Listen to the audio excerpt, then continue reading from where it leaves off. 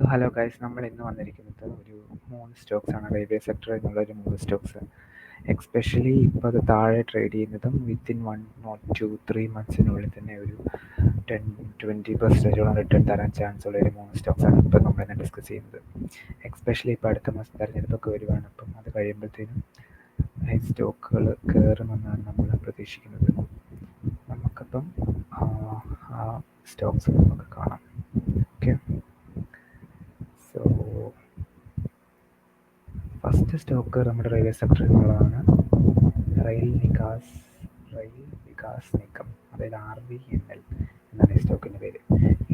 ഈ കമ്പനി എന്താണ് ചെയ്യുന്നത് എന്നുള്ള കാര്യമൊക്കെ നിങ്ങൾ ഒന്ന് ജസ്റ്റ് സ്ക്രീനിൽ പോയി നോക്കി കഴിഞ്ഞാൽ മനസ്സിലാവും. It's engaged in the business of implementing various types of rail infrastructure projects.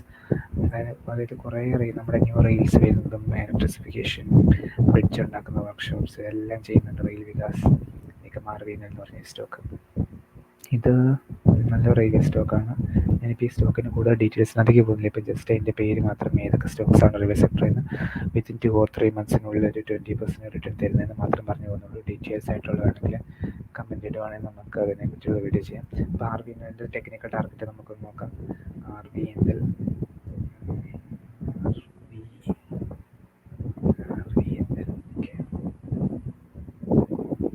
ഇതാണ് നമ്മുടെ RVNL ചാർട്ട്.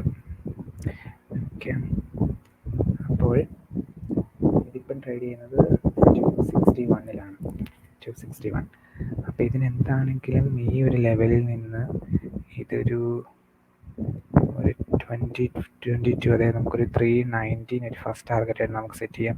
അത്ര ക്ഷമയില്ലാത്തവർക്കാണെങ്കിൽ ഒരു 15% ഒരു 296 ഇത് എത്രയും പെട്ടെന്ന് തന്നെ എത്തും. ഇപ്പോൾ എക്സ്പെഷ്യലി BJP ഇപ്പോൾ അടുത്ത June 4 ജയിക്കും കൂടിയാണെങ്കിൽ വിത്തിൻ ഒരു 2-3 മന്ത്സിനുള്ളിൽ നമുക്ക് എന്താണെങ്കിലും കണ്ണു മേടിച്ച് നമുക്ക് ഇൻവെസ്റ്റ് ചെയ്യാൻ പറ്റിയ ഒരു സ്റ്റോക്കാണിത്.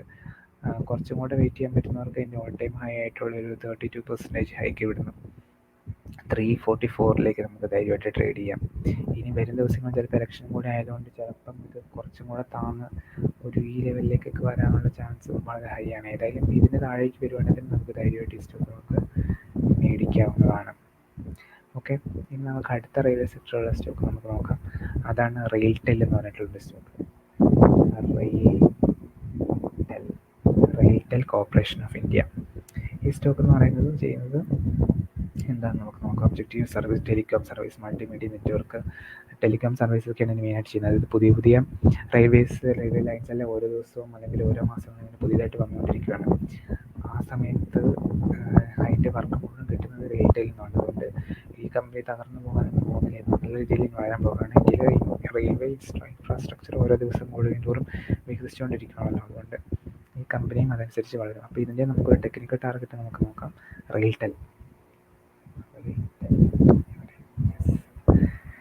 നോക്കുക, ഇപ്പം ട്രേഡ് ചെയ്യുന്ന ഈ ലെവലാണ്, 261 ലെവലാണ്. ഇത് നല്ലൊരു സപ്പോർട്ടാണെന്ന് എനിക്ക് തോന്നുന്നത്. അപ്പം 261 നമ്മളിപ്പോൾ ഇത് മേടിക്കുവാണെങ്കിൽ തന്നെ നമുക്ക് എന്താണെങ്കിലും വിത്തിൻ സം മന്ത്സ് നമുക്കൊരു 25%, അതായത് ഒരു 449 നമുക്ക് ധൈര്യമായിട്ടൊരു ട്രേഡ് എടുക്കാം. അല്ലെങ്കിൽ കുറച്ചുകൂടെ വെയിറ്റ് ചെയ്യുന്നവർക്ക് ഇതിൻ്റെ ഓൾ ടൈം ഹൈ ആയിട്ടുള്ള 491 നമുക്ക് സുഖമായിട്ട് ട്രേഡ് എടുക്കാം.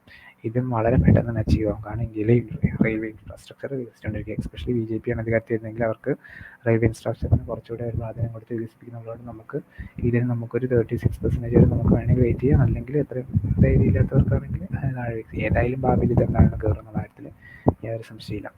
നമുക്ക് അടുത്തൊരു സ്റ്റോക്കും കൂടെ പറയുന്നത് അവസാനിക്കുന്നതാണ്. IRFC, Indian railway finance corporation. ഇത് ഏത് പ്രോജക്ട്സ് നടക്കണമെങ്കിൽ ഇന്ത്യൻ ഫിനാൻസ് കോർപ്പറേഷൻ വഴി മാത്രമാണ് കാശും കാര്യങ്ങളെല്ലാം പോകുന്നത്. അതുകൊണ്ട് ഈ കമ്പനിയുടെ ഭാവിനെ പറ്റി നമ്മൾ യാതൊരു സംശയം വിചാരിക്കേണ്ടത്, ധൈര്യമായിട്ട് മേടിക്കുക. അപ്പം നമ്മൾ മേടിക്കണം, നമുക്ക് ആ ടെക്നിക്കൽസ് മാത്രം നമ്മൾ നോക്കിയാൽ മതി. അപ്പം നമുക്ക് IRFC കൂടെ നോക്കാം. IRFC, Indian railway finance corporation. ഇതിനിപ്പോൾ ട്രേഡ് ചെയ്യുന്ന ഈ ഒരു ലെവലിലാണ്. ഇത് ചിലപ്പോൾ ഇനി അടുത്ത ആഴ്ചയൊക്കെ ഞാൻ ഈ പറഞ്ഞ സ്റ്റോക്കുകളൊക്കെ ചിലപ്പോൾ ഒന്നും കൂടെ താഴെ, June 4 മുമ്പ് ചിലപ്പോൾ ഒന്നും കൂടെ താഴെ സമയത്ത് നമുക്ക് ധൈര്യമായിട്ട് മേടിക്കാം. ഇപ്പോഴത്തെ ലെവലിൽ മേടിച്ചാൽ തന്നെ ഇതിനെ നമുക്ക് എന്താണെങ്കിലും സുഖമായിട്ട് ഇതൊരു അധികം താമസിക്കാതെ തന്നെ ഇതിൻ്റെ ഓൾ ടൈം ഹൈയിലേക്കൊക്കെ എത്തും. ഒരു 25% ഹൈക്ക് ഉണ്ടെങ്കിൽ അത്ര വെയിറ്റ് ചെയ്യാൻ പറ്റാത്തവർക്കാണെങ്കിൽ എന്താണെങ്കിലും ഒരു 10% ഹൈക്ക് വിത്തിൻ സം ടൈം തന്നെ കിട്ടും. കാരണം ഇതൊക്കെ ആ ഒരു ഈയിടയ്ക്ക് അങ്ങ് താമസിച്ചൊക്കെ മാർക്കറ്റ് മൊത്തത്തിൽ ഇടിഞ്ഞ സമയത്ത് വാങ്ങാം. ഈ സമയമാണ് നമുക്ക് ബൈ ചെയ്യാൻ പറ്റുന്ന ഏറ്റവും നല്ല സമയം. അതുകൊണ്ട് ഞാൻ പറഞ്ഞു വരുന്നത് ഈ മൂന്ന് സ്റ്റോക്സും നമുക്ക് ധൈര്യമായിട്ട് മേടിക്കാം. 1 RVNL, 2 RailTel, 3 IRFC. 3 railway sector സ്റ്റോക്സാണ്. ഒരു കൺട്രി ഡെവലപ്ഡ് ആകുമ്പോൾ ഏറ്റവും അധികം വളരുന്ന ഒരു സെക്ടറാണ് റെയിൽവേ സ്ട്രക്ചർ. ട്രാൻസ്പോർട്ടേഷൻ കാര്യങ്ങൾ കൂടിയിട്ടുണ്ടെങ്കിൽ മാത്രമേ ഉള്ളത്. പണ്ടത്തെ വേറെ കൺട്രീസൊക്കെ എടുത്ത് നോക്കിയാൽ നമുക്കിത് മനസ്സിലാവും. സോ ഈ 3 കമ്പനികൾ നമുക്ക് ധൈര്യമായിട്ട് ഇൻവെസ്റ്റ് ചെയ്യാം. സോ ഇപ്പം കാശുള്ളവർക്ക് ഇപ്പോഴാണ് ഏറ്റവും ഇൻവെസ്റ്റ് ചെയ്യാൻ പറ്റിയ സമയം, കാരണം മാർക്കറ്റ് താഴ്ന്നിരിക്കുന്ന സമയത്ത്. ഷോർട്ട് ടൈം ഗെയിം വേണ്ടവർക്കും ലോങ് ടൈം വേണ്ടവർക്കും എല്ലാം ഇൻവെസ്റ്റ് ചെയ്യാൻ പറ്റിയ ഒരു 3 സ്റ്റോക്കുകളാണിത്. ഓക്കെ, അപ്പം നമുക്ക് ഇത് ഡീറ്റെയിൽ ആയിട്ട് ഓരോ സ്റ്റോക്കിനെ പറ്റി നമുക്ക് വേണമെങ്കിൽ സ്റ്റഡി ചെയ്യാം. പക്ഷേ അത്രയും വെയിറ്റ് ചെയ്യുന്ന ആൾക്ക് ടൈമില്ലാത്തതുകൊണ്ടാണ് ഇത് 3 പറഞ്ഞു പോയത്. നിങ്ങൾക്ക് ഈ 3 പറഞ്ഞതിനെ പറ്റി ഒന്നും കൂടെ നല്ല രീതിയിൽ പഠിച്ച് നമുക്ക് നോക്കാം. Okay, by.